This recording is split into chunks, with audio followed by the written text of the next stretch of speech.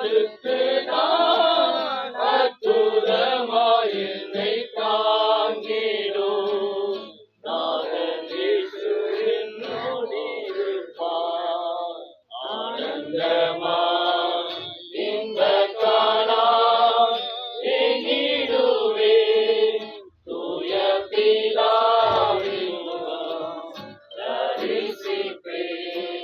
சிலுவையில் என்னை தூக்கி எடுத்து மாற்றி உள்ளம் புதிதாக்கினாரே.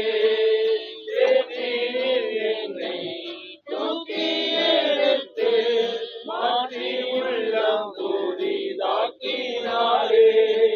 கல்லான என் உள்ளம் உருகின கல்வாரியை கண்டு நன்றியுடன் பாடி